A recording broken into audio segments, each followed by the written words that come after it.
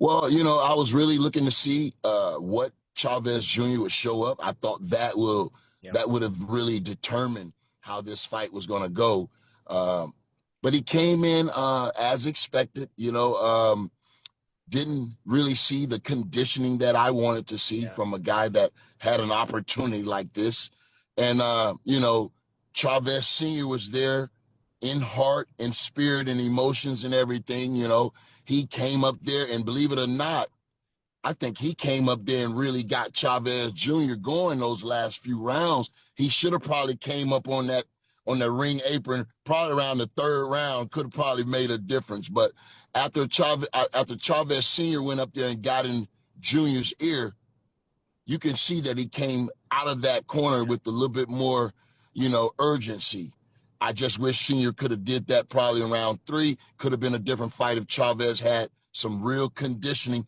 But for what I saw, the fact that Jake was able to stay poised, and, you guys don't understand how hard that is to stay in control round after round after round. Now, he didn't get a little fatigued until around round 8, but that's a 10-round, 3-minute fight, bro. And if you ain't a professional boxer, you ain't going 10 rounds with nobody.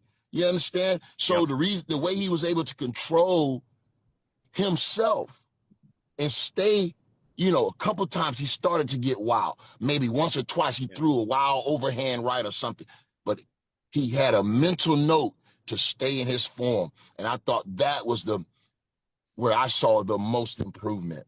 You know what I Wow. mean? And it sounds you're impressed by that, Antonio. And Yeah, because here's a guy that hasn't had an amateur background. yeah, He didn't start from that Olympic PAL, AAU. He didn't yeah, start from that. So to pick boxing up late and to, be at the level that he's at right now, where, he was a prospect before this past Saturday.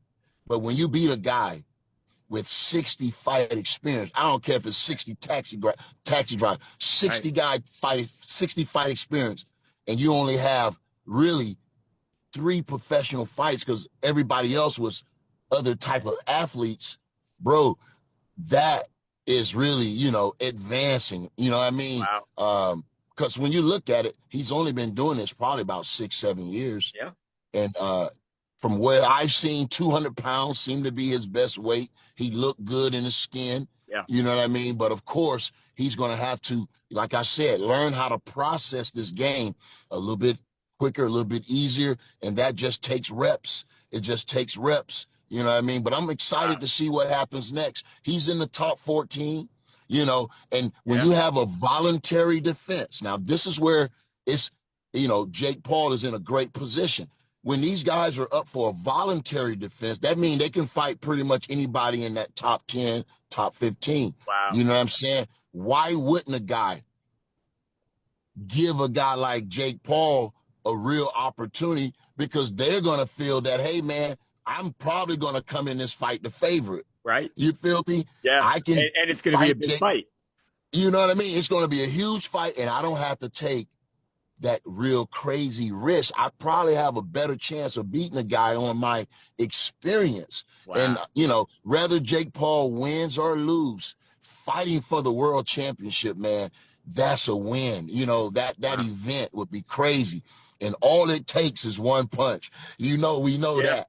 All it takes is one punch. You know what I mean? So that opportunity is just great. It'll be great. And I think Jake Paul is closer than we think. I really do. Wow. So what you're saying then, Antonio, it's not that he's at 14 now. He doesn't have to work his way up into the top 10. I mean, he could land himself a title shot right where he is at this moment. That's what you're saying, right? I'm saying that because I know the business. Yeah. You feel me? Yeah. Once you Absolutely. crack the top 14, now if Jake offer a guy that is not in a mandatory spot, see, sometimes you got to fight your Yeah. mandatories. Yeah. But if you have a voluntary defense, you want to fight the guy that's going to put the most money in your pocket, especially and going to give you the best chance to win. Yeah. So that in itself evens out, and that makes Jake Paul one of the guys that these fighters would love to fight because on paper, they should be able to beat him. they should be able to beat Jake Paul in a championship fight. You know what I mean? Yeah. So that's what makes it interesting. I think he's closer than we think. He called out some names. I think everybody from, set Badu Jack aside, from Tank Davis to Anthony Joshua. It's a big range. It's a big range there. What do we think about the call-outs? Man, you know, Jake gonna keep his name buzzing, you know what I'm saying? He gonna attach his name to all the big names in the game, and you know, we can expect that. But you know, for real though, a Bottle Jack fight probably by the end of the year. You know, and Bottle Jack is up in age a little bit. He's the older of the cruiserweights. And I think energy-wise, I think Jake might be able to, you know, compete. You know what I'm saying? With the right training camp. Now let's not get that mistaken. He's gonna have to cross all the T's and dot all the I's. But I think that type of fight would be more realistic. You feel me?